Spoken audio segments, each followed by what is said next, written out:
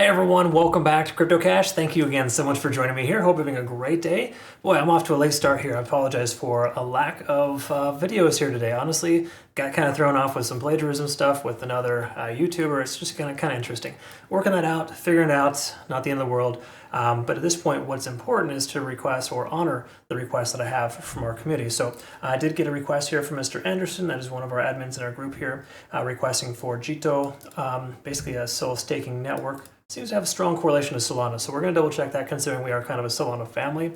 And just so you know, Catel and VS, I'm definitely going to cover those other coins here very soon. I appreciate your patience as well. So let's take a look at the backend data here and kind of see what's going on first. While we're loading here this information, I would ask that you kindly hit the like button. Comment below, you get a chance if you want to become a better trader. You can join us over at CryptoCache.tech, link down below.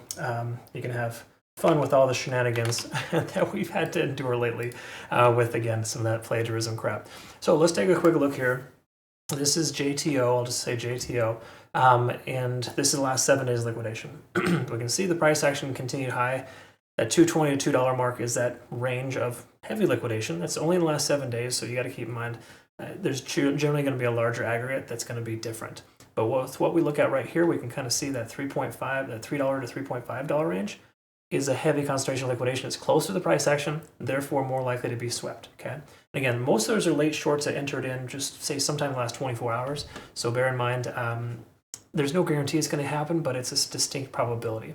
Just because it's this lower liquidation level that is still high, there's a lot there at $2.20 or $2 even. It's much further away. Okay, and now that we're close to this $3 mark, roughly 30% higher, there's a good chance this extra 3.2 level will be swept here. Okay, so 320 to 340 is my bet, just looking strictly at the liquidation. Do we take trades based on that? No, but you can see here the most recent high just got swept. Now the price broke resistance, retested support. We'll talk about that here in a minute. So these are all things I like to look at. The thing I wanted to kind of point out here first, and just pretty obvious, it looks like there's a fairly obvious Elliott wave here where the price action hits its higher high and a higher low. And then it has this expansive wave here, which could even be forming right now, but likely we saw that there based on that retracement. And we're continuing higher now to find our 5th and final wave. So good news is there's still probably some gas left in the tank, but bad news is we're probably ending the end of this expansion, and the price action could be due for a correction. But look at how perfect the price action pulled back to this most recent point of control. That's why I like to emphasize volume as kind of a foundation of understanding how to be generally more consistent as a trader. It's a really, really strong support level. So the price pulled back down there on Tuesday, hasn't looked back ever since. Roughly 245 is that round number there for a solid point of control. And what do you know? It's a 0.236 fib level as well. Okay, so again, that's Fibonacci and volume essentially working in tandem. So let's take a look here at the daily time frame, and bear with me. Of course, I know these watermarks are a new thing, of course, but I have to have my name up there because people have been stealing my charts. If you're part of our community, you kind of know what I'm talking about there. Regardless, no need to go on about that. I've said my piece here today. What I want to talk about though is the moving averages here. We're testing the 100-day SMA as we speak, but breaking free from all 3 of the others. So my speculation is, again, this is very early. If the price action does pull back, getting in somewhere in the $2.90 range would be appropriate for the next leg up. Keep in mind, we may be overextended here with our Elliott wave pattern here, right? So if the price does end up retracing, we may see an ABC pattern from here. I don't think it's going to come too low, of course. A lot of it depends on Bitcoin, how well it does. But I'm expecting Bitcoin to continue to make a run towards that 69 to 70,000 range. It has a lot of strength here today, and it's not going away anytime soon. So if Asia can't not dump the market later this evening, I think we're going to see a pretty solid green weekend for us. That factors into this coin because it's running very, really hard. Okay. Having said all that, let's take a quick look here. We're over 50 on the RSI, stochastic swinging up, money flow index super high, and MACD converging. This is one of the best daily macro signs you could look for. Okay, all these things in tandem tell us we're in really good shape. If we scroll out, let's go ahead and look at the macro here again for the point of control based on volume. We are now above that level of control. Again, when we zoomed in, it was 245. When we zoom out, it's roughly 265. So heaven forbid the price does pull back to this 0.382 or just say this next level here at about 260. Solid amount of support in that range, likely continuation higher up. Now that we're above that level and the moving averages, there's a solid chance we're going to be able to see that continue. If you look here as well, when the moving averages were below the price action, we're above that point of control. Look at what it did, okay? I'm not proposing we're going to see 100 to 200% gain here, but there is a good chance we will see a push or a run towards more recent highs. Again, these are just macro stuff, right? The smaller time frames will identify different things for us. So let's look at the 4-hour. We're above all moving averages. We are closer to 70 in the RSI. That is generally construed as a resistance, so we may not see further upside right now.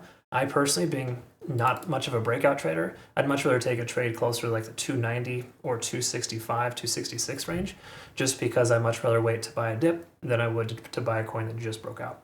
Again, I miss out on a lot of opportunities, so you don't have to do what I do, right? But if you do what I do, you'll know that we are doing pretty well with it. Take a look here. Near protocol, 48%, ICB 20%, Bitcoin 27%, and BNB 17%, which basically went 5 for 5 on our short trades this week, and we had to close out along in the red, of course, before it got too bad. Okay, so we closed it halfway to stop loss. So again, not the worst thing ever, but something you have to do. You got to learn to cut your losses. I do talk a lot about that in my trading university, so make sure you watch that if you're part of our community. And just know we got some really awesome features in our community now as well, which is my trade alerts, which apparently are commonly copied by other YouTubers. But the point here is that I provide you with specific details of coins that I'm looking to trade and to kind of give you an exact reason as to why, along with areas of interest and specific levels of consideration. So let's take a quick look here. On the 1 hour time frame, let's quickly confirm we're well below the cloud, lagging spans free and clear, and the conversion lines over the baseline.